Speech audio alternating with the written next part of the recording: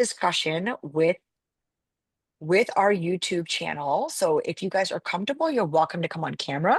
But if not, because it's being recorded, just so you guys know, but with that, let's go ahead and get started. So I am so excited for our March Mindful Dating Book Club today. We're here with our friend and author, Priyanka Suryo, who has written not one, but two books related to her travel and adventures, and really beyond just travel and adventures, and making that more of that holistic and sustainable concept. So this month's book was called Third Culture Kids of the World, Exploring Sustainable Travel Mindsets. Um, and I'm really excited to be kind of talking about Priyanka's experiences with disaster relief in Mexico to sustainability classes in Bali. Her book really delves into what it means to travel with a purpose. Being brown, I think we all can consider travel as one of our favorite or most interesting hobbies that we're passionate about. But Priyanka really brings a different experience or different concept mindset to what travel means. Through the lens of being a third culture kid, which I'm sure we're excited to hear what that means for her, basically global citizens who embody multiple cultures, Priyanka is sharing her insightful roadmap into what it means to be mindful and sustainable travel. Also, she has an exciting announcement. There is a second book in her travels and adventures that she is just about to launch, and there's ways that we all can support her as a community. So, with that, I just want to say welcome, Priyanka. If you want to do a quick introduction about yourself and maybe the motivations about why you decided to put pen to paper and why you've decided to be an author, not once, but twice times over. Welcome. Thank you so much. So I'll give a brief background because I really want to get into like the book, of course, any excerpts and more things. But I have a job within the environmental health space. I am a consultant for the federal government, as well as a couple state governments on how to use data and information systems to drive decisions around how the climate affects our health. That's gone through a number of changes, especially in the current administration. But that's not the only love I have, I would say, within the environment space or for sustainability. A couple of years ago, when I was starting to write Third Culture Kids of the World and reflecting on my travels, I really wanted to do so from a meaningful lens. And sure, there was intentional travel and purpose driven, but sustainability in my research took it to another level where you were committing to actions that regenerated planet and people. And so since then, I have been part of different groups, whether they're advocating for walkability in their neighborhoods, or whether they're advancing certain cultural and economic celebrations or offerings from their country to the world. These different experiences have really, I would say, added a new flavor to how I travel and how I even write about it. And sometimes I'll give workshops on these things. I'll sell my books. So I very much also have the creative persona of an author. And while that is not even 50% of my time, most of my time is spent towards my day job. I will say that it's a continuing, growing part of like just my life and who I am as a person. And the last thing I'll say is that I'm also a nomad. So I have been nomadic, basically moving from place to place from 2021 until now. So about 4 years. And I think what's interesting is so much of that journey was one of self-discovery. And yes, sustainable travel was a piece of it, but it was also very much a discovery of self-love and then of finding what love really means and belonging. And I think we're going to get to those topics. And part of that is because, I grew up as a third culture kid, which we'll talk about.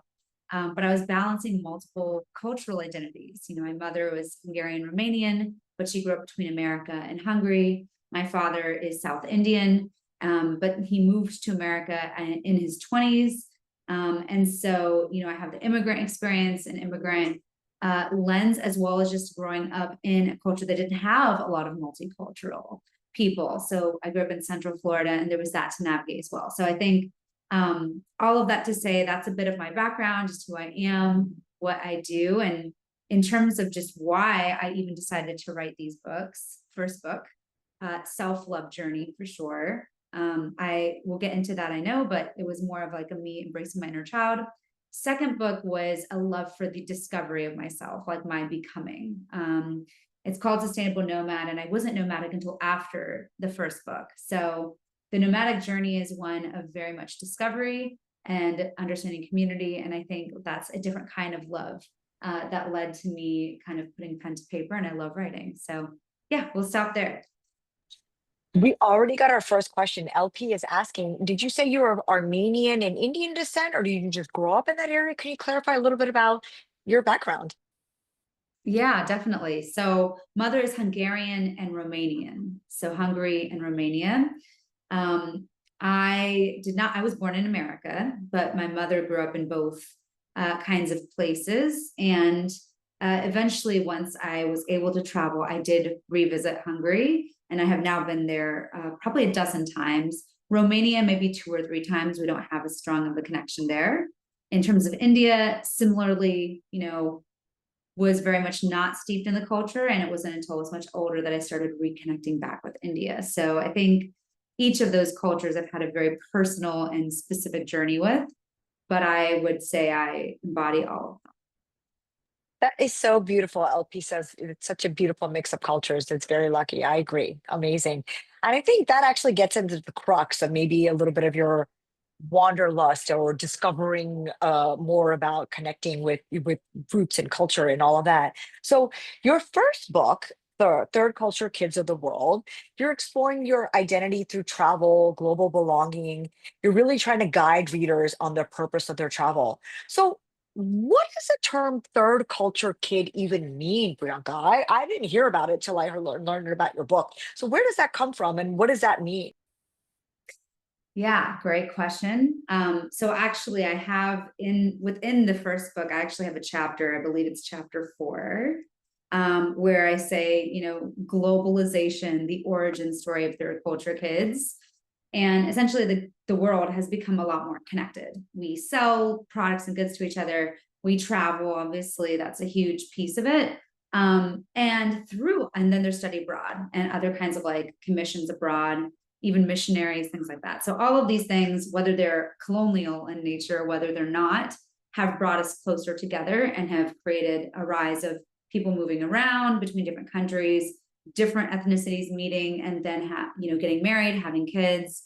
It's created this like mix of people that don't necessarily call one place home, but have felt home in multiple places, or maybe have never felt at home.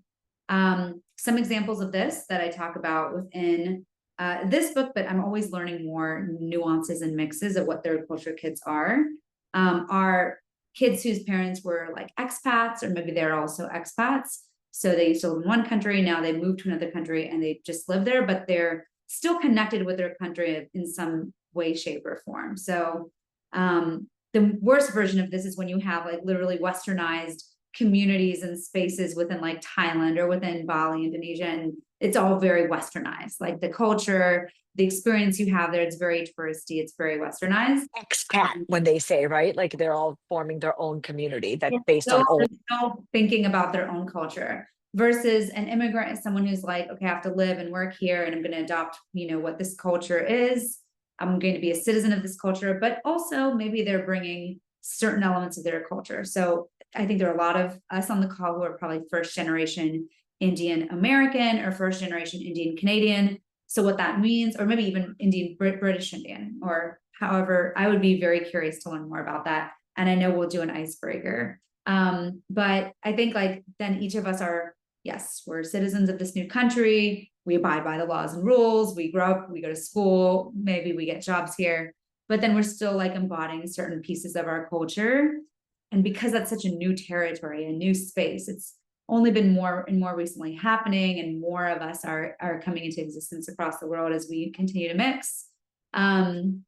And that continues to be accepted, because I think there was a time in colonial history where a lot of people were persecuted for being mixed. That was illegal in many different places, both in America and Africa, etc. But I think like as more and more of us come to be, we begin to see like opportunities to serve as bridges between different countries.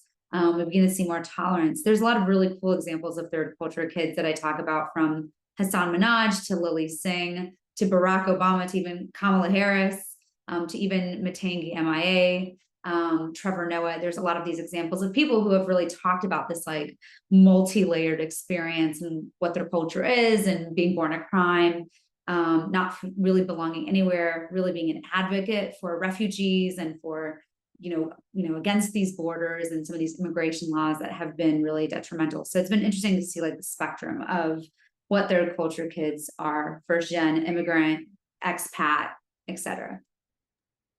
Is beautiful. And as Priyanka mentioned, there is a quick icebreaker. I put it in the chat, friends. We just kind of want to know, like, where are you joining us from?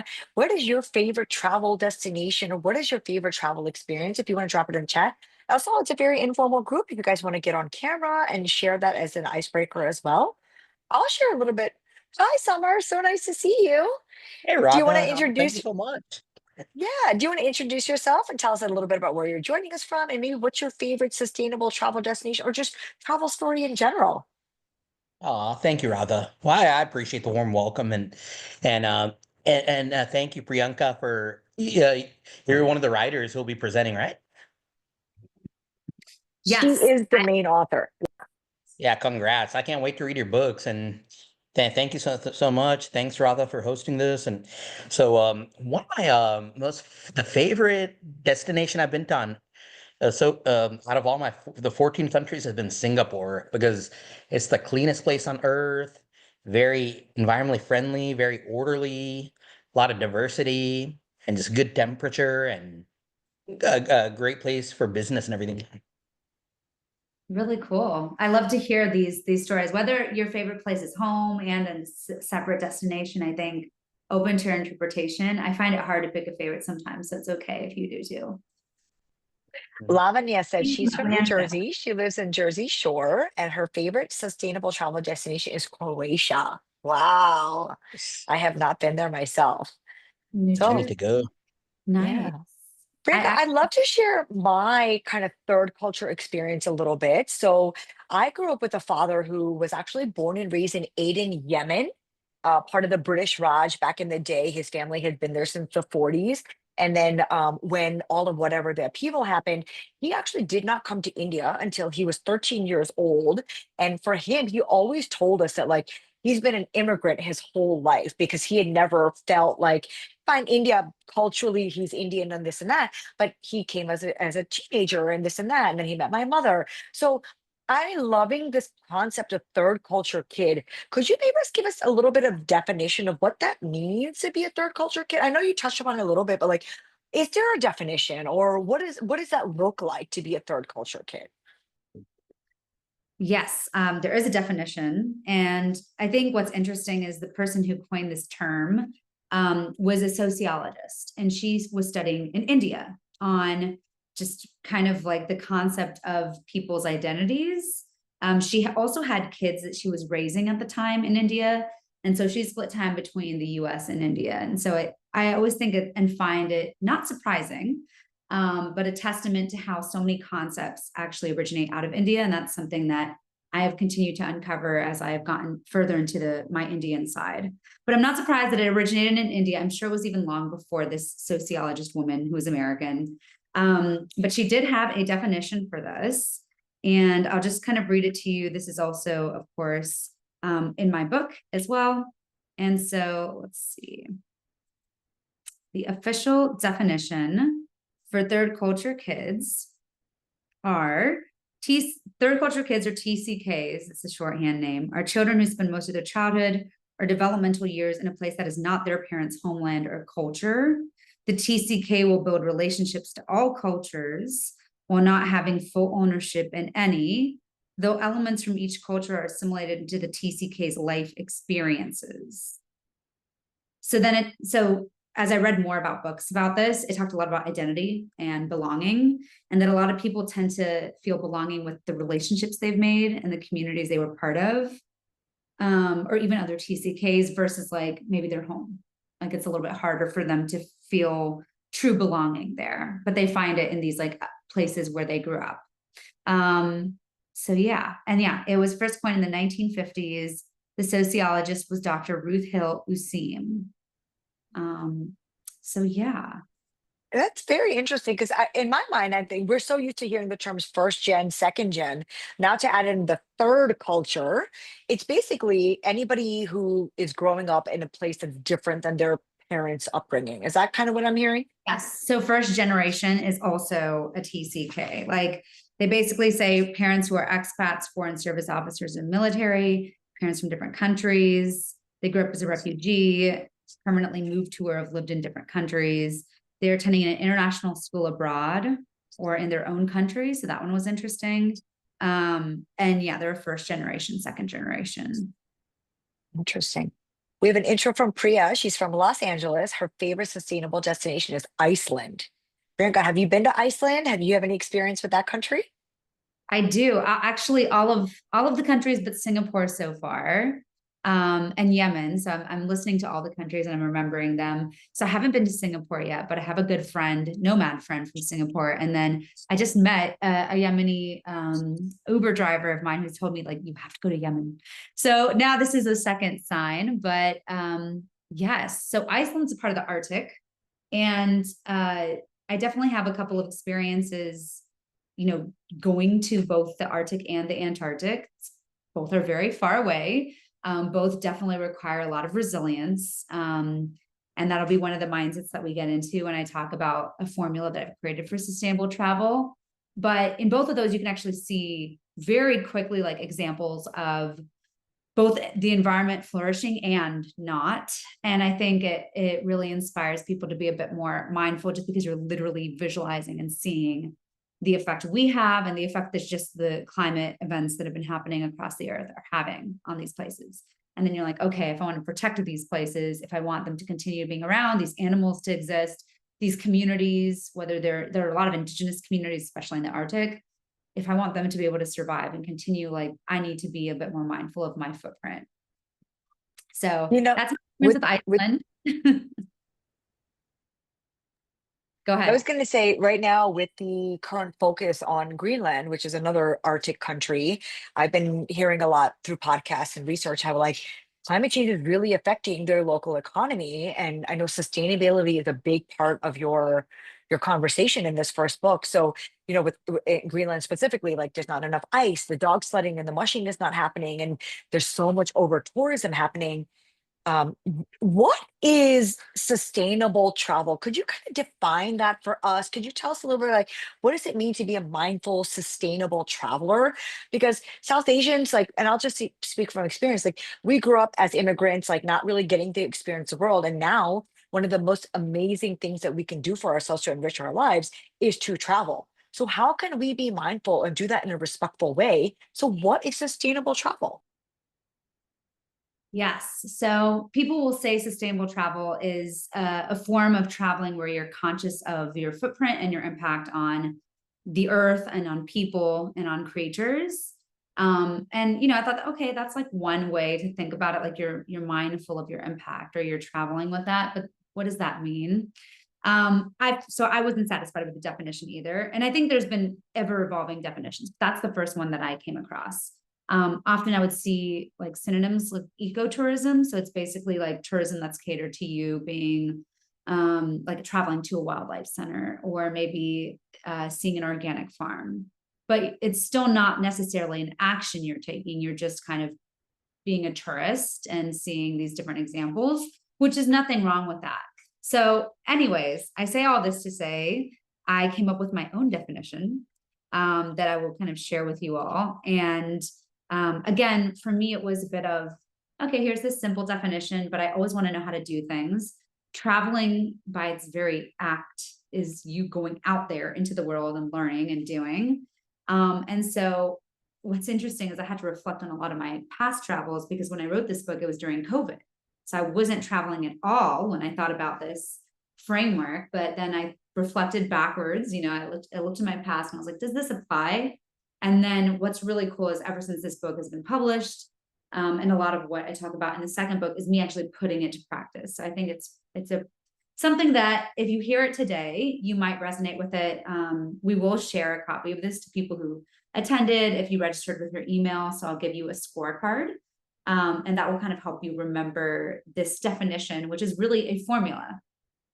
Okay, so my definition, my expanded definition of sustainable travel is 4 sustainable travel mindsets: finding truth, open-mindedness, resilience, and giving back, plus 4 world-changing forces: reducing carbon footprint, protecting wildlife biodiversity, fueling local economy, and promoting cultural awareness equals 8 sideways or infinity, because the infinity represents that it is ever regenerating, ever circular in its nature. So that's 4 mindsets, and we'll get into what each of those mean, plus 4 world-changing forces equals that. But that's my definition. And again, I'm happy to like dive into what that really means a lot more, how I came up with the formula, but that's my definition. Interesting. So one of our exercises, I think we're going to go into the formula. Yes, we Okay, are. so we'll save that for a little bit later. I have a couple of just open-ended questions.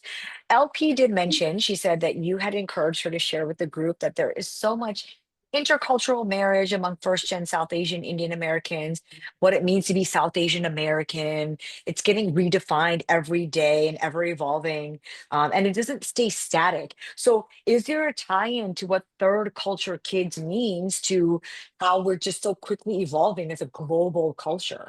In your opinion? Yeah, I love that she mentioned that, and that's absolutely happening. You know, even if you were to look back in history, there'd probably be other mixes that you're like, oh wow, this is interesting.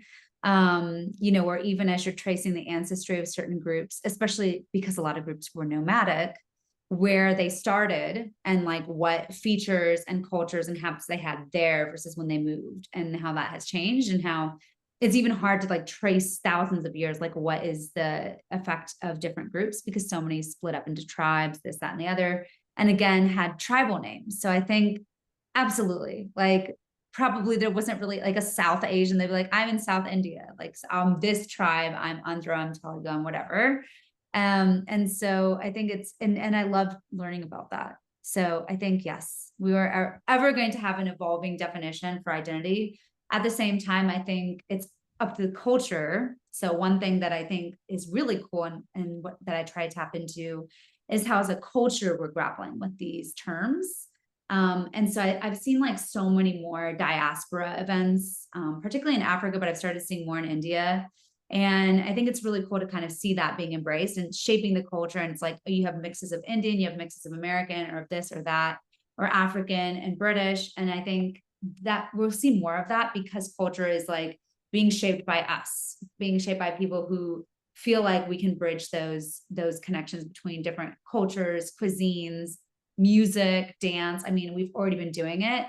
And so I think like that's how we'll begin to kind of identify with like, oh, I am South Asian, or I am South Asian this, or I'm part of the diaspora. I actually like to consider myself as part of the Indian diaspora, because yes, I'm mixed with other things, but I'm still very much part of that Indian tapestry of many different ethnic groups, and what that means. And so, yeah, thank you for that question. Absolutely. I'm curious if others have thoughts on identity in that way. And yes, please do share. It's a very informal group. There's only about 10, 12 of us tonight. So if you want to come on camera, you're very much welcome. You can ask Priyanka directly your questions. But keeping the conversation going. So you mentioned to us kind of like what sustainability, what your definition of that is when it comes to travel. But in your experience, have you ever had a travel experience that kind of change your perspective, or like what got you interested in this topic and wanting to write not one, but now 2 books about this topic? So yes, why did I want to write a book? When I was younger, like I would say the first book that I was actually writing as I was learning how to write was at 4 years old. So this begins to tell you like, you know, it's been in my blood and my DNA for quite some time. Like since childhood. That's amazing, Priyanka. 4 years old. Wow. Yes, I was 4, but there's like there's a arc with this story. So everyone's gonna have their own journey to, whether if you want to become an author or a writer, or if you're creating something right now, or if you're even finding the love of your life, there's always like an arc. So I think I loved writing. I loved it as an option for traveling when traveling was not possible as a child. We didn't travel at all. We didn't have the funds to. And so I just grew up in Florida most of my life, in Central Florida, not seeing much beyond that, and writing stories as a way to imagine what the rest of the world might be like. And also as a way to kind of, in a way, escape from my current surroundings. And I think I did not receive the love of my community or teachers to flourish and nourish this gift. So I kept it very silent for many years. I would say after 10 years old, I stopped writing. So I was writing up until 10 years old. And then there were a couple of pivotal moments where my parents got divorced, where I didn't really have support from teachers. They're like, oh, you know, that doesn't make money. You will stay where you are. You know, just it's very important, I think, when you are growing up, like what voices are so integral in shaping. And I think sometimes we have both, but sometimes we either have more of a negative or more of a positive, or maybe we're angling towards more of a negative or positive perspective based on the people around us. And I've learned a lot about that. We'll talk about like community love throughout this conversation tonight. But long story short, I loved writing as a child, and I didn't pick it back up until maybe like college, a little bit after college. And I would just write a couple things, but nothing extensive. So when I was approached in early 2020 with like a book writing opportunity, I was like, this is interesting. I guess this is the year that, sure, I hadn't finished my vision board yet. But I did end up creating a vision board. And I think what was, or at least my last one, and then the 2021 talked about travel, like do something with travel, whether it's a blog, whether it's this or that. So when this book professor, he teaches how to write books, basically approached a couple people in his network. He went to Georgetown University. So anyone who had attended that university was a sure. And then he was also targeting like business owners, entrepreneurs, just different people. He's like, I think you have a story. Come be part of my first time author accelerator community program. And it was a really neat opportunity to write with other authors. And so I was part of this cohort of like hundreds of authors. Only half of us ended up publishing, like 150. So it was like 300 or more when we started, and then it kind of went down to 150. And some people were delayed, but we were all part of this program. And so I basically published my first book within 2020. It was a very strict timeline, but then I did it. And I think after that happened, I realized that even the most difficult year of my life, I know I had many difficult years, but 2020 was so difficult for so many reasons. I lost people. I went through a breakup myself. You know, I went through an identity crisis, even a career crisis. Like, what am I still doing? Do I feel purpose with what I'm doing? Am I even making any change? I think after going through all of that transformation that felt very destructive to who I was, there was a new version that had to emerge. And that's so much of the story of the second book. And I realized that writing is a gift I have. Like, I was able to do it in a difficult year. I should be able to do it again. And it's something that I enjoy doing. And so when I went on the road, I started informally documenting. I didn't have real plans to publish a second book. I was like, that was a lot of work. I just need to relax for a couple of years. But probably around 2022, just so many people kept asking me about it, that I started doing research on publishers and having conversations. And these were very informal. But then one publisher was like, hey, like, let's have another conversation about this. Bring us a serious pitch about what you're trying to do. And from there, you know, eventually they were like, yeah, we'd love to, you know, help you have this come to life. It was a hybrid publisher. We'll talk about that in a little bit if you ask, but I can also share afterwards. But hybrid publisher means that they will provide you all the services to publish your book, but they will not do the marketing distribution. As an author, that is up to you. And you basically, for a fee, you're paying for their collective services of editing, developing the cover, getting it uploaded to all the databases so your book can be purchased, and on online platforms like Amazon and Kindle and Apple Books. They do all that, but then you are actually the one who like would go out there and do any of the events on your own, which means you get to keep all your copyrights, all your intellectual property, and your royalties after you've given them that service fee. So I definitely wanted to do that with these books. I think when we think about our own knowledge and our own practices, whether they're ancestral or not, I very much value, and I have a value in each person's like perspective and opinion. So definitely monetize that shit. You know, like that was my whole thing, is like, I'm going to make sure that this is mine and it's not going to some other entity or a I company. see this becoming a Netflix series of some sort. Like, honestly, Bianca, the way that you wrote it and the stories that you tell, like, it honestly could be translated to the screen. So good thing that you kept all your rights. And this is such, I love it. I'm in LA. I'm going to channel the inner Hollywood right now to make this and manifest this to come true.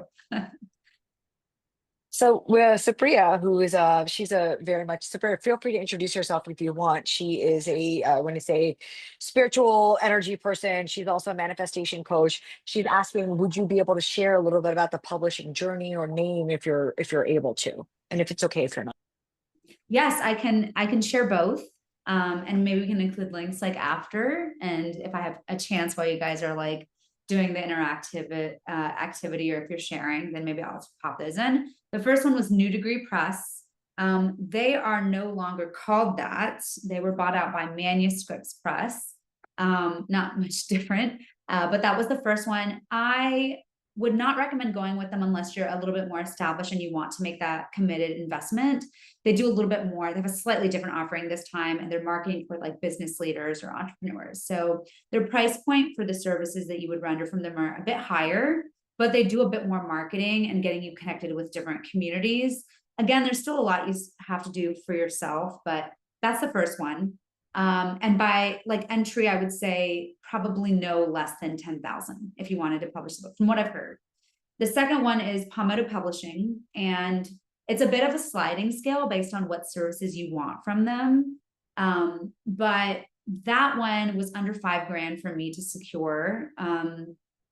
And again, like I'm going to own all the, like once they finish printing this out and putting it on the platforms, which will be next month, by the way, then I will have copies of my book. It will be online and people can order, and I will get a proceeds of all of that. Like that will come to me, not my publisher. And that one, yeah, Palmetto Publishing, it's woman owned. So that was like another factor. I was like, oh, I would like to do something a bit more intentional this time. Like, yeah, it's great that I was accepted to this thing, but now let me find my own publisher. They actually came out of South Africa. But I don't think they're South African by ethnic heritage. I think it's by moving. So I believe their founder is from somewhere in Europe, but they created Palmetto in South Africa, and then they moved to South Carolina. So they also have a bit of a third culture journey going on. And they have published travel writers before. And I know a couple of And other ironically, South Carolina is called like the Palmetto State or something, right? Like it's all yes. something. Yeah. So I think maybe they changed their name as well, but Palmetto Publishing is the one I went through now.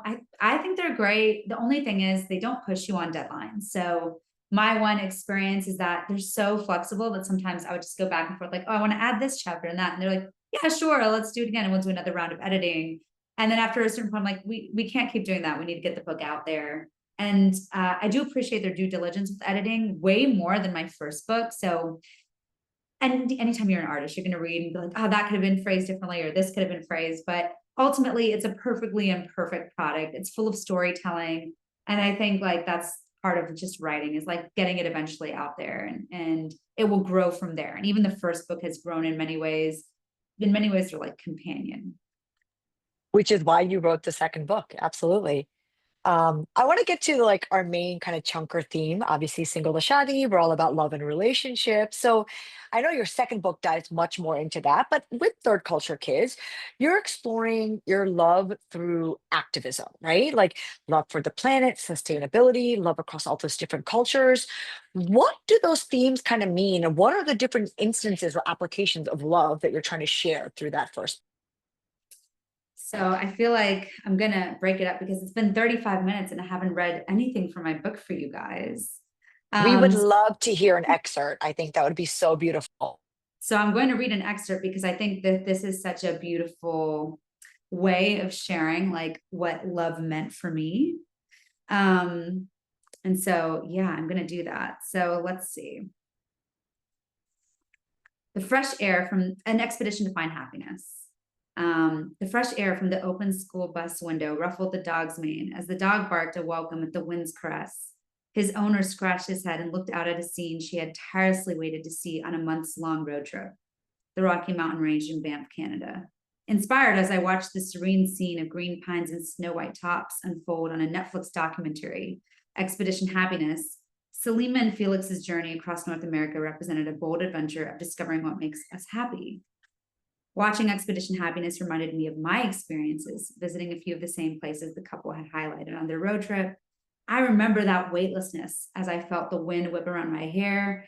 I would burst out in song with the music blasting, a total sense of freedom.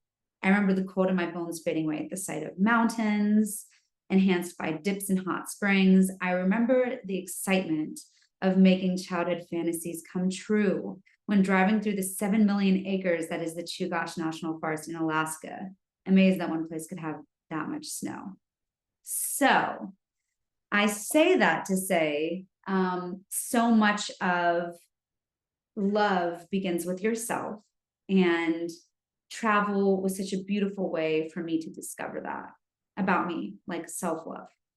And especially solo travel. I think I encourage that no matter who you are, what your experience has been. And I know and have met a lot of people who have even been through traumatic experiences. Ironically, some of my traumatic experiences happened at home, not even abroad. And so bad things can happen anywhere. But I think with solo travel, you give yourself the license for freedom, for that weightlessness. Like you don't and are not reminded of your responsibilities. You have a moment to step away and to like actually think about like, who am I in this new environment, in this place right now? Like I can do whatever I want. Like, what does that even look like? And I think the intention of finding happiness and understanding that's going to be an expedition, meaning it's not going to be all rainbows. It's not going to be easy. You're going to be changing tires sometimes in the middle of the night. I've had that happen. Like you're going to have this experience that's like very much about discovering that happiness and that joy for yourself. And when you do that, like you're going to love that. You're like, I love being with me. I love my company. I love where my mind goes, how creative it is. I love the freedom I have. Like those are the things that are going to like, not only will you feel them, but other people will begin to see them. The And growth, right? Because you're actually growing through these experiences. you're blooming. And so that gets into the second piece, which is like, I would say involving other people that could be romantic or friends. I think once you understand like what you love and who you are, then you begin to kind of define that. Like I have experienced this kind of love here. I know it's possible. So this is the standard I have for myself. And this is what I want to attract in the people around me. And you're going to quickly realize that some people just don't cut it.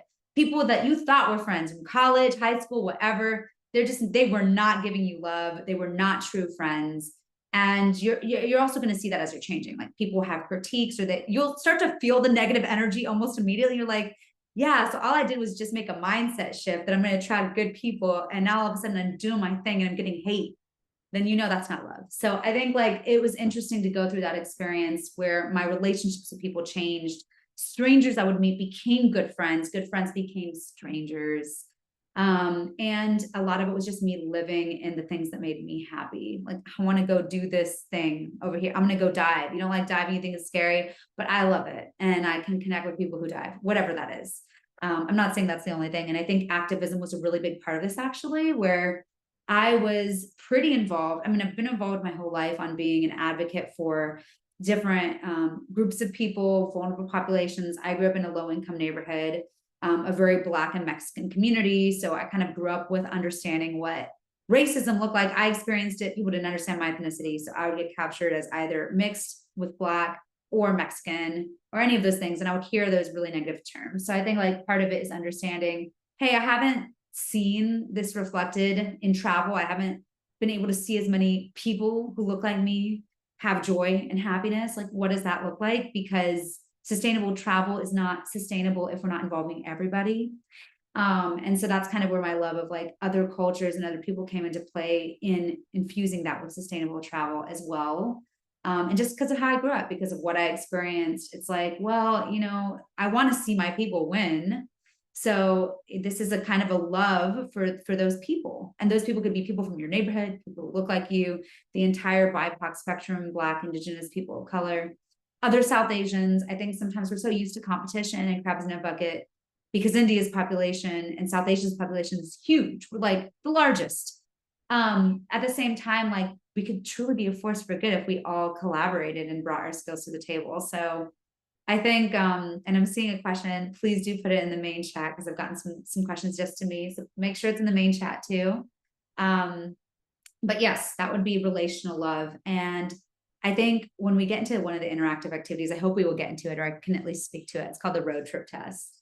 That really showed me like who's compatible because, right, like I discovered part of myself, or rediscovered rather, a part of myself, the inner child, the joy, the happiness, the freedom when I was traveling. So that was like so my element. So if I invited this guy who I was dating or whomever I was dating to come with me on a trip, like I'm completely comfortable, I'm in my element. And if he's not, it's going to be really apparent, like right away. And I think the different things we go through and the different ways that we, travel and what we're expecting out of the community or not, like that was so clear when I would travel with people.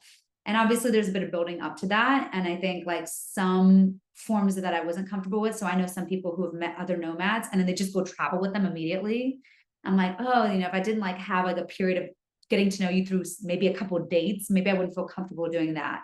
But I know people who have found their loved one who was, nomadic, just like them, literally on the road. And I have my own story of finding a partner. So I am in a relationship as well. And that was interesting and still evolving because I'm still nomadic, which means we also have the added complexity of being long distance and thinking about, well, what does it look like for us to be together and where is that?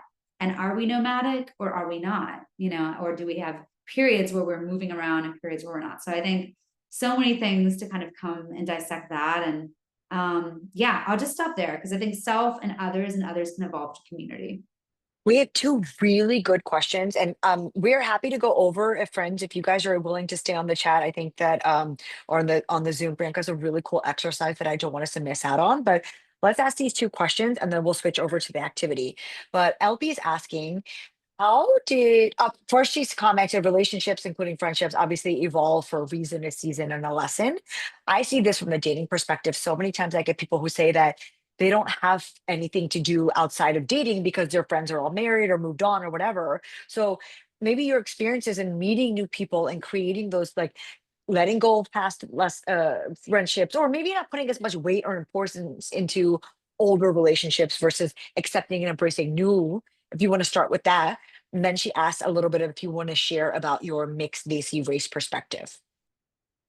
Yeah. Okay. So the first one is just like about how like if you could distill that into one thing, is it about how the relationships can be beyond romantic?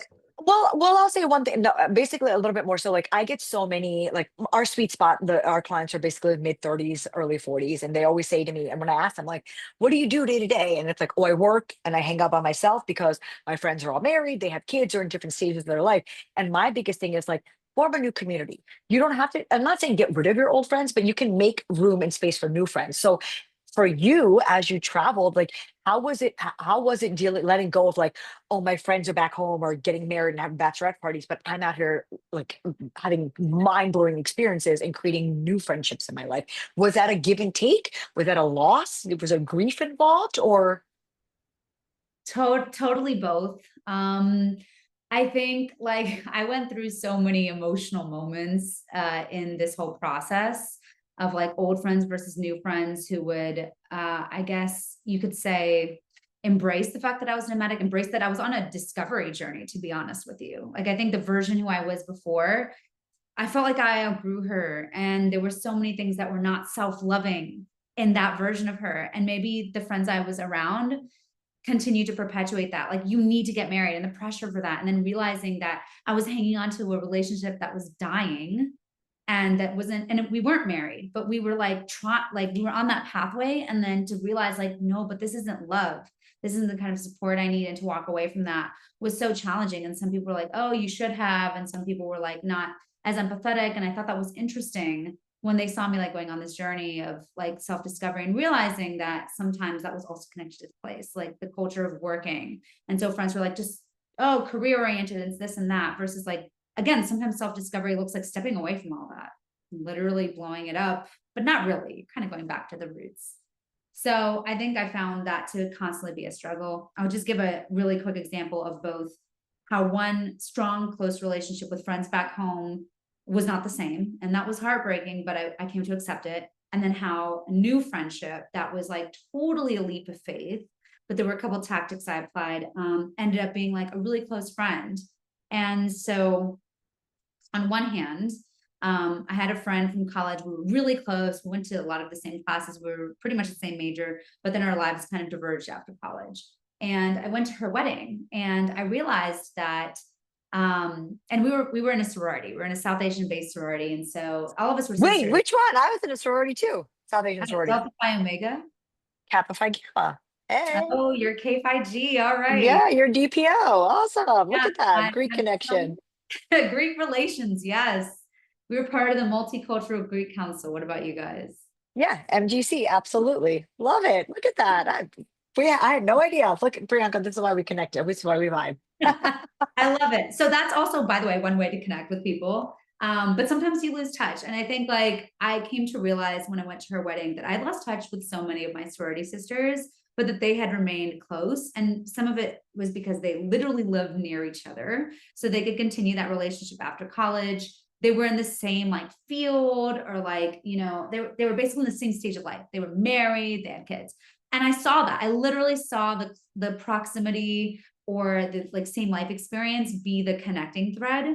And my life had changed so much. And it was like, now all of a sudden there wasn't as much to connect on. And I could feel that. I could feel that just by like the conversations, just by the simple fact that some of them had been selected as bridesmaids, but I hadn't. And I realized like, well, we had lost touch.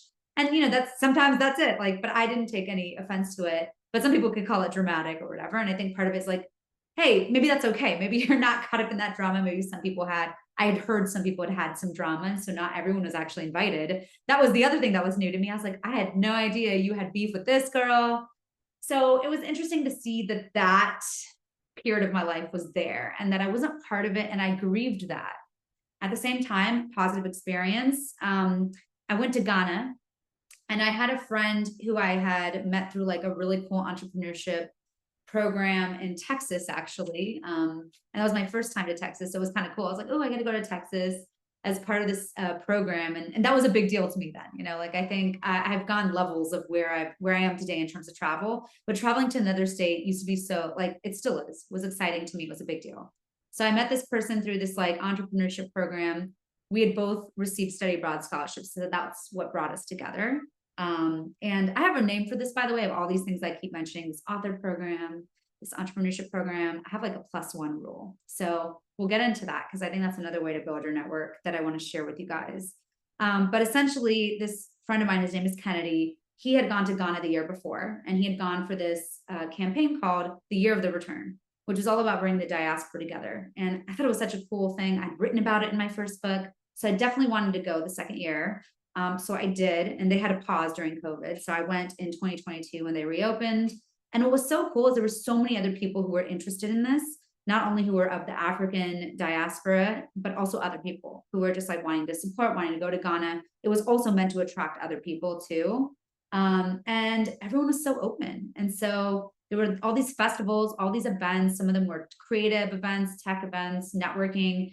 And I met like so many Ghanaians, and I ended up meeting a really good friend of mine named Charles, who really like, honestly, my Ghanaian experience wouldn't have been as authentic, as local, or as like, I don't know, I learned a lot of street smarts and just how to navigate Ghana through the lens of this like local friend of mine. And we're still in touch. And it took a lot of like, hey, I'll see you at this event. Like if I keep seeing you at the event, then sure, we can hang out and talk. And I was like keeping like a bit of like a safe distance. Cool, I'm seeing you. Let me keep seeing you if you're showing up, or if we'll continue to have these conversations, but having my own program. And after a number of those, you begin to kind of understand like where the person's head is at, like what they're trying to do, and like what a potential collaboration could look like. Of course, that could have turned romantic too. I know some people who will do that, but it could also be like collaborative, like who is going to be my +1 in this country, as in the person I know I can come back to Ghana and I know at least one person. And for me, it's always been about like anything, anywhere you go, any program, any school, any sorority, at least have one person. And in many cases, like there's many more than that, but I at least have like the +1 role. And I'm not always like 100% able to keep that, but I would say like at least over 80% for sure. Like I can go back all the way, even childhood, even the people that, you know, I've long outgrown. There are some people from my childhood that are still like, hey, like, I just want to keep seeing what you're doing. And like, you're doing great. And like, so there will be people who are very much positively championing you to keep going. Yeah. I like that +1 rule because Sabrina had some comments. I think that it all ties back. Like it, community drives us so much as human beings. So if you have that one in that your go-to person to kind of keep you connected to that community, it feels a lot less harder to be interactive and be a brother. So just as a sort of example, even though you're traveling, whatever, if you have that one person who keeps you connected, or when your experience is in country, that one person that you know is your go-to, you still can be, hey, I'm in all of these communities and still feel like you're active and participating. So that's a really cool idea, +1 rule. Is that something that's in your first book or the second book that we should be looking forward? It's in both. I talk a lot about network in both of the books. And I think I reiterate it in the second book to kind of share like how you're going to establish these communities abroad, because before it was just like, school, work, like maybe different internship programs, and that's like your network. Now it's kind of like you have to build trust with somebody abroad. And like there has to be some kind of social contract or agreement between you guys of like, we're going to keep this relationship going, or maybe there's something we can do in the future, and making sure you feel safe and not taken advantage of, and vice versa. There's so much trust building. And I've met a lot of people on my travels recently, not when I first started, but recently, who have done these different like business ventures in some of the places they've visited. So I have a friend who's in Dubai right now, has a venture in Thailand, in Indonesia, in doing excursions in Kilimanjaro. So we've got, you know, East Africa represented there, Tanzania, and then also in India. And so I'm like, that's like, how did you do that? And it's like, oh, I made a friend, I'm supporting his family, he's running the business, but I've invested. Or I have another friend who's doing work in Morocco and Colombia, and he literally finds plots of land, purchases them, and then finds a local to grow something there. And I'm like, how did you go to that? Right. So I think like there are really cool examples of this that I distinguish in the second book, but the first book is all about like just starting with where you're at. I saw a comment in here, by the way, about being bitter, and I wanted to address that. Like, I was crying that weekend that the wedding happened, and it was such a beautiful location, and in a location, by the way, where I'd met a lot of nomads who are now really close friends of mine, Tahoe. So I think like I was crying at first, like, oh, I'm grieving this. I'm not able to be as close as to the bride as some of these other people that we all knew, you know, and we were all together in college. But then I realized like the other connections I do have in Tahoe, and I was able to meet up with some of them. I think the year late, I think a year later or something like that, I was invited to a friend's wedding who was also in the sorority. We weren't as close back in college, but because I had been nomading through California, we were able to reconnect and rekindle that. And then she invited me to more events, and then I was able to be more involved in her wedding, and that was special. And so I realized is that I think I give it enough time, and then eventually someone else who was just way better, more understanding, much more aligned of a friend invited me to their wedding. And I was like, you know what? Like, I know what good looks like, and I know what like the other feels like. I'm still feeling these negative things and that and the other. And over time, you begin to realize that there are other people are going to come and go. And that was hard for me to understand at first and to make peace with. But over time, I was able to. And if it's Daisy women relationships that you crave and that you want, like, you know, I had both negative and positive experiences with the story that made me want to like just move on from all that. And then I was able to find my way back to it in a very healthy way, where I met another woman who was about to become nomadic, who was starting a South Asian based community. It's called Ronnie Rising. I'm also happy to share that in here. That's one of my global communities, by the way. I consider it one of my global communities, in addition to some of the other ones that connected me to Ghana, for example, that have connected me to India. But I think like, yeah, you'll find your way to a better group of people. So, you know, if that's making you feel bad, maybe give it time and focus on the relationships that are not making you feel that way. And you'll find so much growth and forgiveness and self-acceptance and love and just feeling good overall, your body, your mind, your spirit, when you're in these better places. And again, it's not overnight. Like you're going to learn a lot about that. Whether you're discovering yourself through travel or not, you're just going to learn a lot about that. For me, I'd rather do that when I have a nice view as well. Absolutely. And I will second Bonnie Rising. That's how I met you. We've done a lot with some of the other members of that group as well. And it's just a beautiful community of people like souls that have come together from this kind of like similar purpose and background. So with that, I know you have some really cool exercises for the group. So, friends, if you're able to stay on a little bit longer, it definitely, I feel like it's going to be worth your time. So, Priyanka, let's talk a little bit about finding your truth, right? You have a guided self-reflection on like what is self-love, discovering your place in the world, strengthening your love for others. Can you kind of lead us through that discussion and how tell us more about how travel experiences can shape the identity and continue to fuel our personal growth? Like we're not stagnant. We're not that same person that we were in college. So how can travel continue to help us grow in our lifetimes? Yes. So I'm going to get into the mindsets, because finding truth is all about just where is your mind at, like how open you are to changing. And that kind of gets into my formula again. So everything's very much connected and stems through that. And actually, I would love to share my screen so you can at least see what it looks like. And this is like the thing that I will make readily available afterwards as well. But I'm just going to share my screen to kind of show my sustainable travel scorecard, and I'll be talking through the formula here. And it has a finding truth mindset, by the way, but the whole exercise, I will say, is about finding your truth. So I'll start with finding truth first. And essentially, let's see. And can you see my screen okay? Or is there anything covering? I see it. It's black and white, but I don't know if that's purposeful. Yes, that is Okay. purposeful. Okay. Okay. So finding truth positions you to learn and absorb as much as you can about yourself and others in the context of your respective places in the world. It embodies a state of understanding before reacting or acting on our biases towards cultures or lifestyles foreign to us. Sorry, quickly. It's the sustainable travel scorecard. Is that what we're supposed to be looking at? Yes, but I am Okay. starting with finding truth mindset. So as we think about what does finding truth means, or finding your truth, I'm starting off with what that means. So I'll give some examples, because I think one thing that I would like folks to just within this one, this is the one to spend the most time in, is reflect on, and maybe I can hear from the audience whether you have done this. So for example, it's kind of understanding the colonial history of a place. When you visit, it might have like a certain colonial architecture or colored buildings, and that wasn't always indigenous to that land or that culture. And so understanding like what's the history of these things, or even names, or even languages. I think with languages, there's an added context of, are you going to speak English in this place, or the native language, your native tongue, like maybe you speak Spanish, or are you going to speak Spanish there? Or are you going to also adopt a couple of words or phrases of their language? Or what is that give and take going to look like? So I think language is another interesting one to think about. Like, do you learn phrases in another language? Do you just speak English? Do you expect everyone to speak English as well?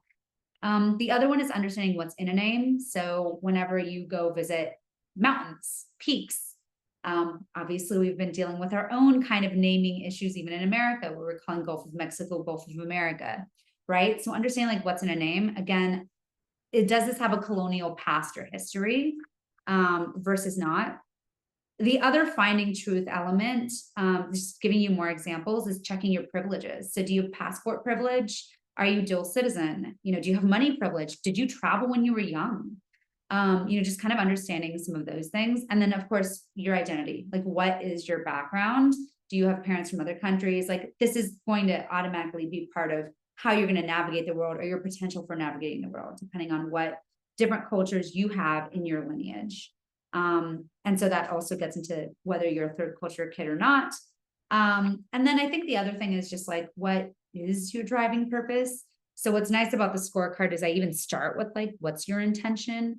Finding your truth is so much about that intention as well, and that can change. And so, yes, I know I give a lot of examples from your identity to colonialism to language and names, to just what your purpose and intention are. But I would love to hear from the group on just what of that resonates with you, or maybe how you have found your own truth, like, and have lived that within the communities or the spaces you're in. Feel free if you guys want to come on camera and kind of just share that. So basically, she's asking kind of what resonates with you, and where do you find your truth in a community?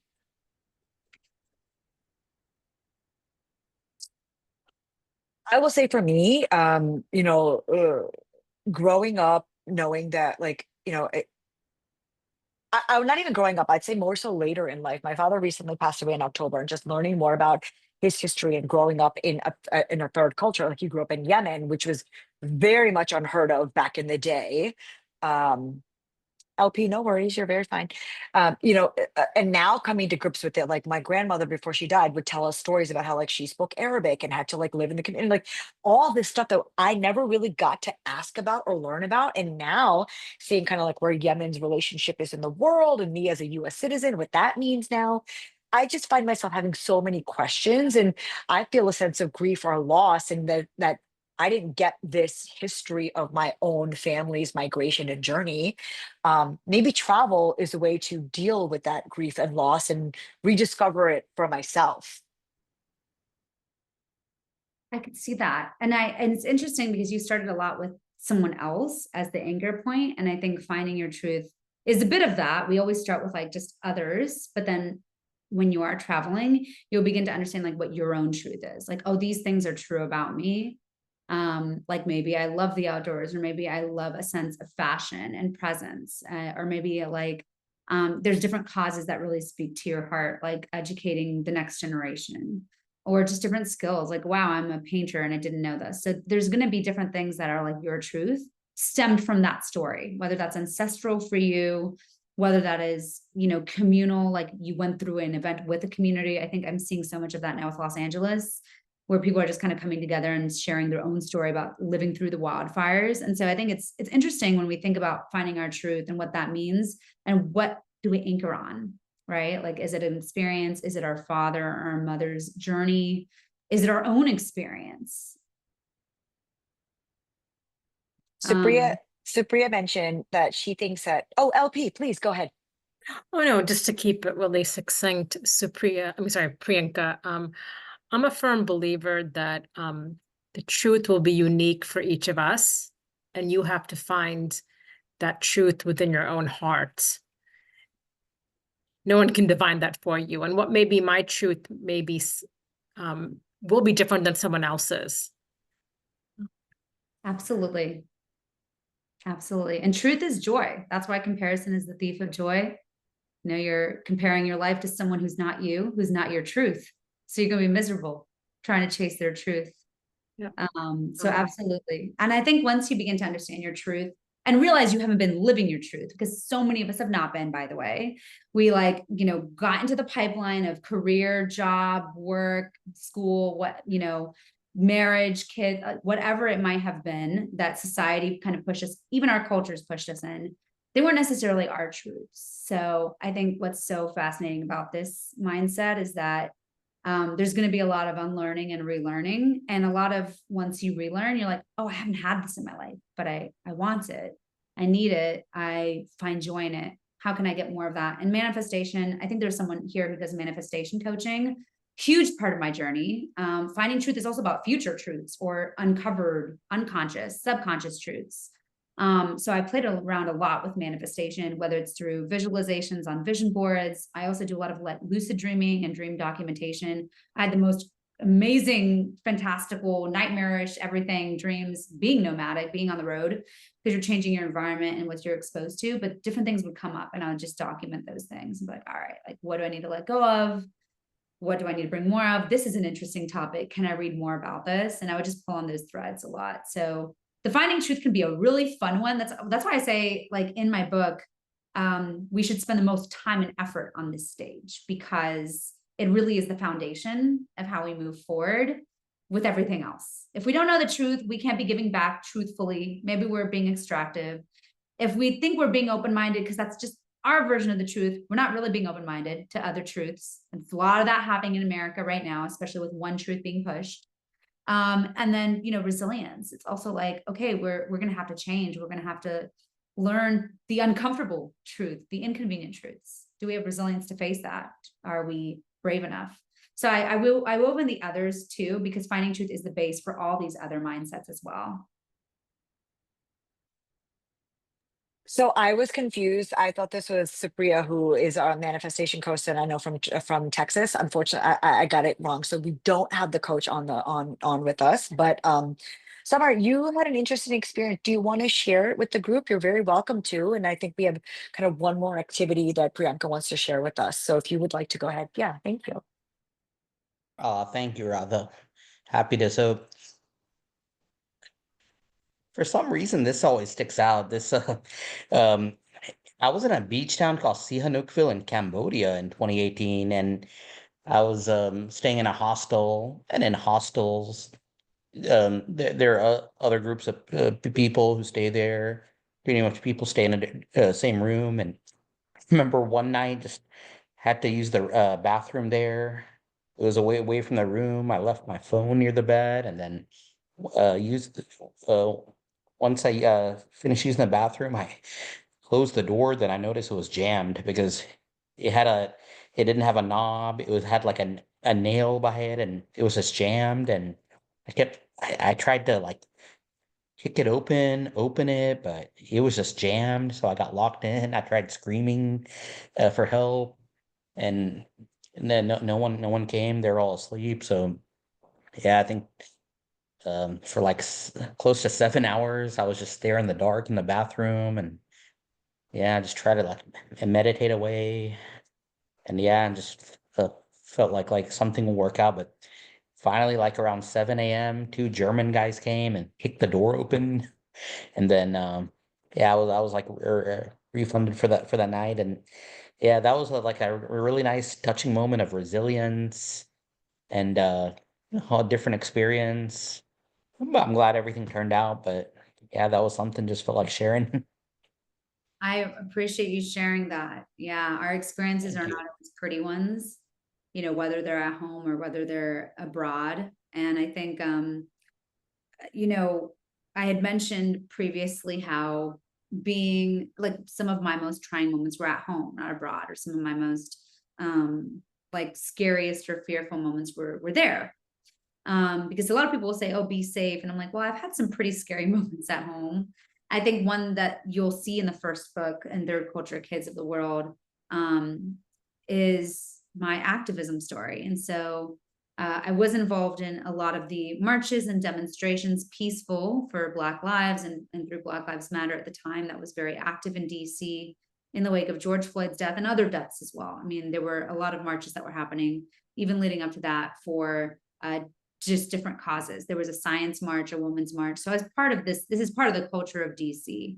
And for that reason, for Black lives and for where it was, you know, kind of in front of the White House and along a lot of the avenues to different congressional and federal office buildings, that ended up having a reaction of police brutality on people who were peacefully protesting.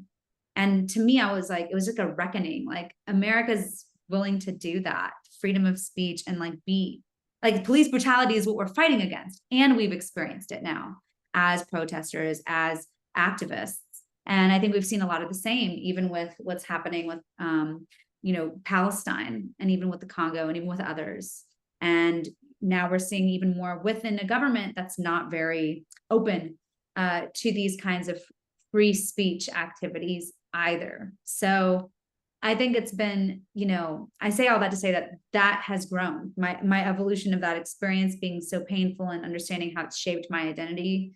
I think obviously the bathroom one is also like, what is your resilience for being in a really shitty situation? And I think I'd mentioned, you know, having to change my tire in the middle of the night. That is not pretty. That does not feel good. You're just like, man, I'm gonna have a long night, and you know, and then you're on a donut, and maybe you're like 50 miles away from your destination, even longer, and you're like, I'm gonna have to drive so carefully. This is not fun. So I think like each of us may get into situations, and the resilience is really like, what is our attitude? How do we move forward? You know, like, how are we in that situation? And the first situation might be really messy, but then we'll continue to build that stamina and that resilience for other messier or less than ideal situations. Priyanka, I know you have one more activity, the road trip test. We had a quick question. If you want to address the question, and we can go to the road trip test and just in interest of everybody's time. So Supriya's question for you was, what when you went on your first solo travel? What was like a pinch me moment or like an aha moment for you where you were like, this is my calling in sustainable travel or travel in general, if you want to share?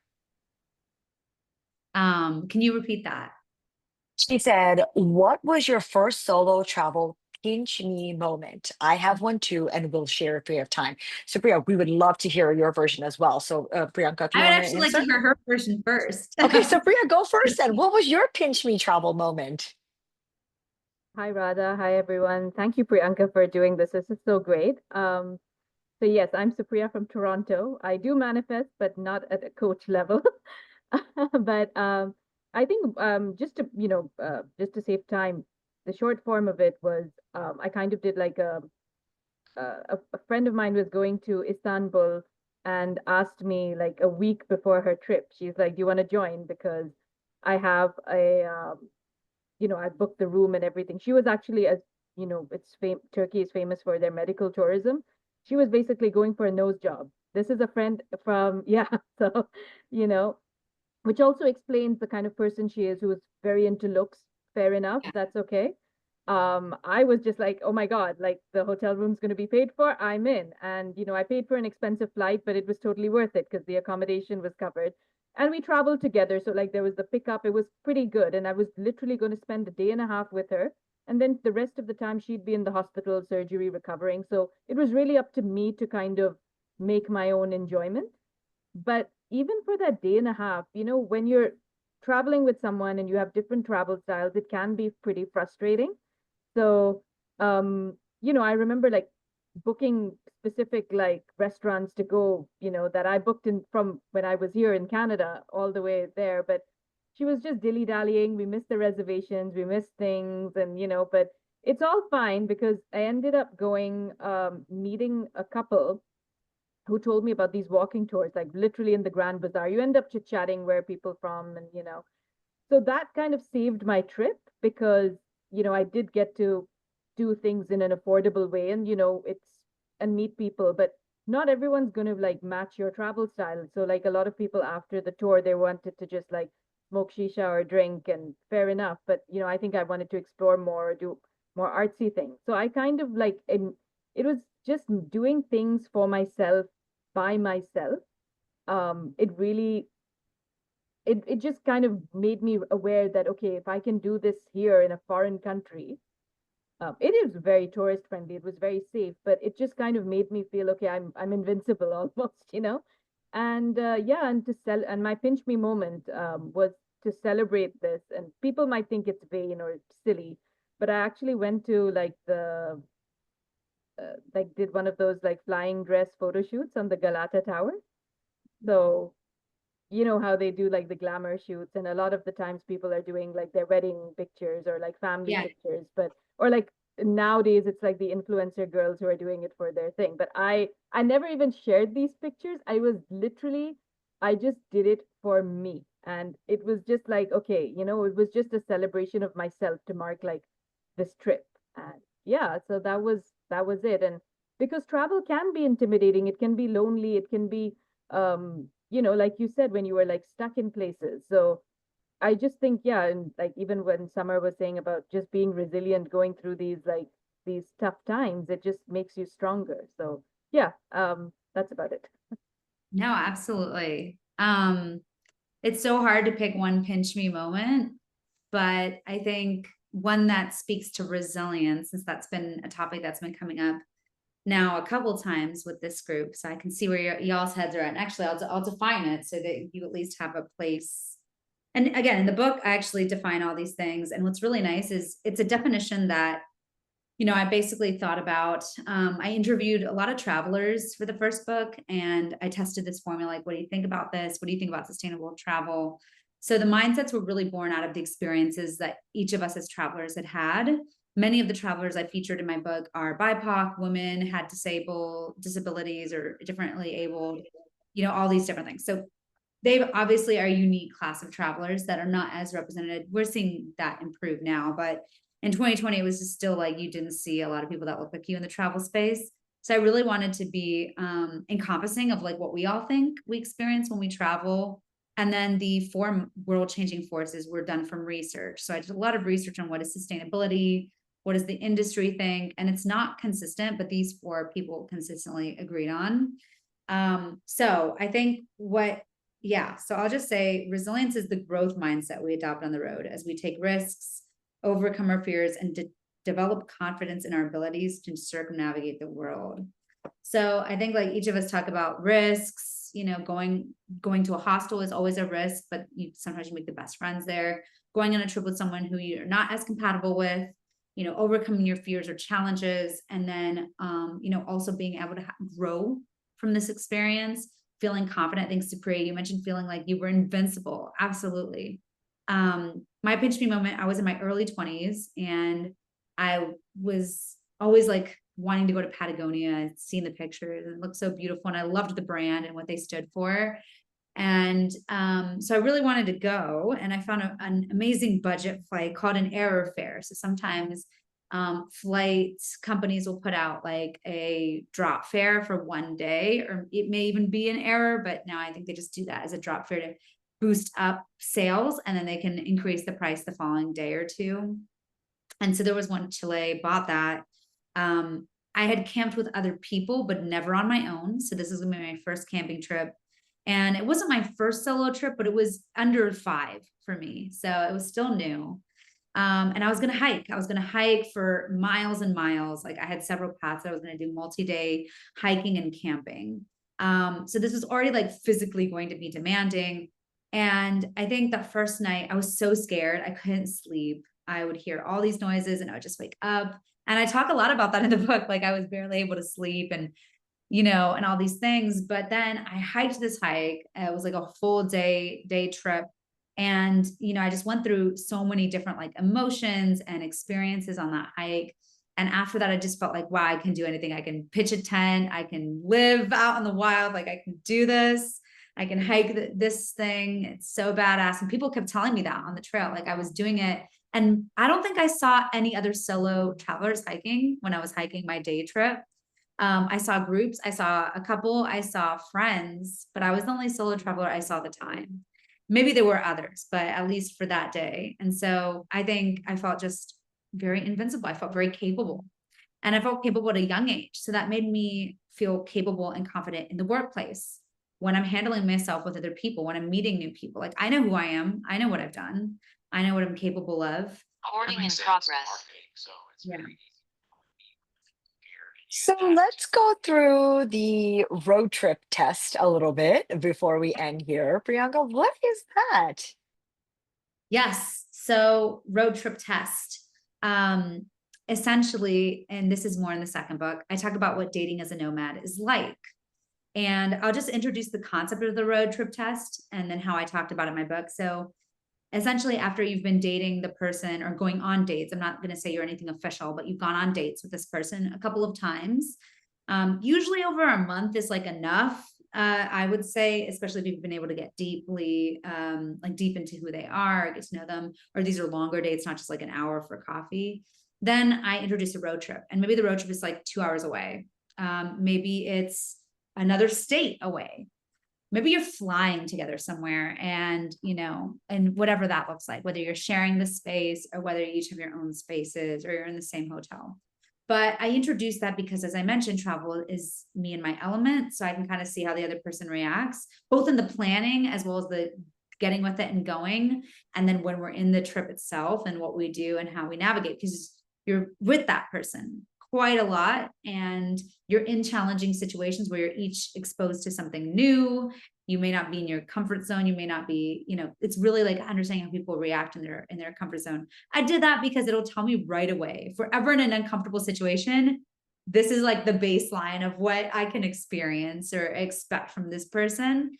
And I know we're still getting to know each other. So in a way, it's not that fair. But again, I was like, I'm going to lean into this. It's a great way to weed people out. So that was my test, is I would like introduce this road trip and I'm like, hey, let's go. And I would just see the reactions. And most guys would do it. They'd be like, yeah, sure. Like, I'll do this. One guy who wanted to do this, he's like, yeah, so like I have the next 6 months booked and I have this and this every weekend because like, I'm also like, I have a place in DC, but I love to travel. So every weekend I'm traveling and I'm doing this thing. Like, you're welcome to just come with me on one of these trips. And I'm like, well, whoa, okay. You're like always traveling. That would mean I have to commit to going to this place with you. I don't know you well enough yet.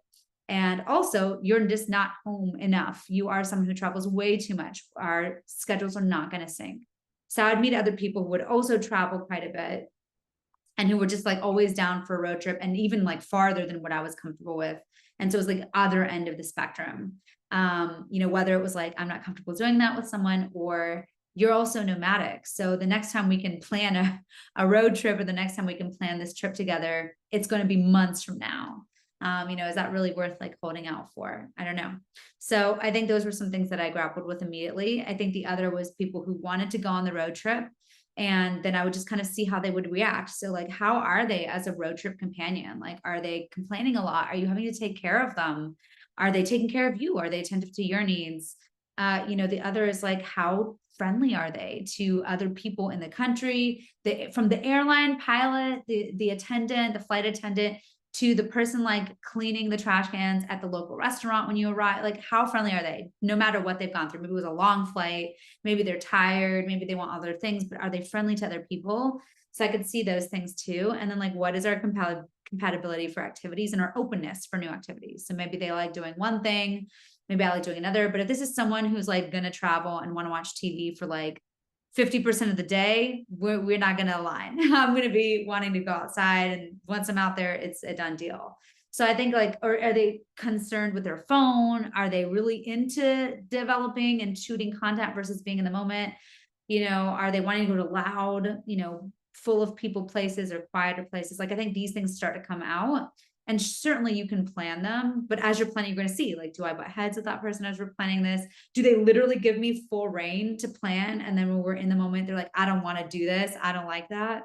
So I think you begin to see a lot of things come to fruition. And there were definitely guys who said they liked traveling, and we would be in it, and they would be the biggest complainers and the biggest babies. And I'm like, oh my gosh, yeah, I cannot wait for you to go back This is something that I advocate for too, is experience-based dating. I hate a first date when you're just sitting across the table from each other and interrogating, right? Like you need to be out in the world and experience, like, because people can tell you whatever they want, but when you see it, when push comes to shove and things get hard, that's honestly how you're going to get to know their real values and who they are personally.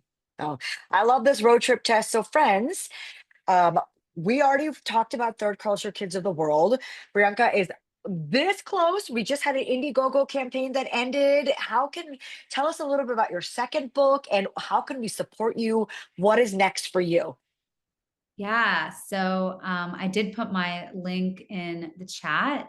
I will also put these things again here, just because I did that a little bit ago. And I'm also going to put my Venmo in the chat as well. This should be my Venmo. I'm just going to double check. But basically, I am on social media. I wouldn't consider myself an influencer. I don't like that term. I'm more of a sustainable travel, regenerative travel expert. They are different. And I get into a little bit more of what regenerative means within the second book. But also all of these are just terms. I think ultimately, like the framework of like, what are you doing? What mindset you're in? These are the things that are going to help you be mindful. All of this is going back to like, are you mindful when you travel? Do you have an intention, a purpose? And is it good to others, other people, creatures, cultures, planet? You know, those are the things to like really be checking. So yeah, so I will say, you know, you can kind of follow me. I'll give you a website, and then I'll give you my Venmo. And if you're interested in either book 1 or 2, I do have a limited copy of book 1 on person, but then I would basically send you both book 1 and 2. And we can kind of go back and forth on how much that is. So I'm putting this in the chat. And then the link tree is just basically a couple of, it's a link of a bunch of websites of podcasts I've been on, events I might be hosting or have hosted in the past. You can kind of see what I do. I tend to do a lot of walking tours, actually, sometimes when I'm in different cities or even countries. And so that's always fun. And if I'm ever in your city and I'm doing one, please feel free to come out to those different events. I do speaking events as well for different conferences or things like that. My second book, once it's like live, it will also be on Amazon. So if you don't buy the copy directly from me, you can also support me on Amazon. It's also on Apple Books, on Kindle. If you are in a different country and you're trying to buy it on Kindle, I've heard that sometimes there are some complications. So if that's the case, you can just, again, find me on Venmo, and you can pay directly that way. And we can organize that. And then, yeah, I'll definitely share. I think, I don't know if I'm still sharing my screen, but I'll stop that for now. I'll definitely share like some of these other things post, including the sustainable travel scorecard for everyone who attended, because then you can use that as a reference point for your own travels. And I describe it again a lot more in the first and second book. So it's just a scorecard. If you want to understand what it means fully, the books will definitely give you that context, or I'm always happy to talk about it either to you directly, or even if you're like, oh, I work at a school or I volunteer at this community garden, they should totally hear about this. These are definitely examples of things I totally do all the time. Yeah, those are some of the ways in which to follow me and to connect with me and to support me. Fun fact, Priyanka just spoke at South by Southwest, you guys. Like, she is so passionate about this. She knows this topic inside and out. So please do follow her on social and all the link, all the ways that you can. Priyanka, we thank you so much for your time and your willingness to kind of share these exercises and activities, really get us thinking and engage. I just feel like, from a South Asian perspective, I see so many daters, as you mentioned, that travel tends to be a hobby or a passion, but there's so many nuances and layers to travel and how we impact that local community, what sustainability looks like, and then again, that what is that actually doing for us as human beings. So I loved your book. I'm so excited for the second one, and just continue sharing your message. Thank you so much for that. And everybody that's on here, I will be sharing this YouTube link a little bit later in case you want to refer back to it. You can connect with Priyanka directly through the stuff that she mentioned. We'll send out a follow-up email as well that has a couple more direct links and ways for you to interact with her. And then as part of the Mindful Dating Book Club, as you guys know, we're a small group, but really it's impactful because we're learning stories and experiences directly from authors who look like us, who love like us, who act like us. So if you guys have recommendations, anybody you want us to reach out to, we're very excited to bring these stories and these people into your lives moving forward. So with that, Priyanka, thank you so much for your time and your energy tonight. No, absolutely. Yeah, I really appreciated this, and I think I appreciate being able to bring a different perspective of love to this group, like self-love, the biggest one, of course, and then growing that out to others, whether that's in relations, friendships. We talked about a lot of things, both bad and good, and community. So I appreciate that. It gives me a new perspective on even just traveling through the lens of love as well. Beautiful. All right. Thank you guys, everybody. Have a good rest of your evening, and then send those recommendations in. Please follow Priyanka and let us know kind of what love and travel and all that looks like in your world. Have a good night, everybody. Good night.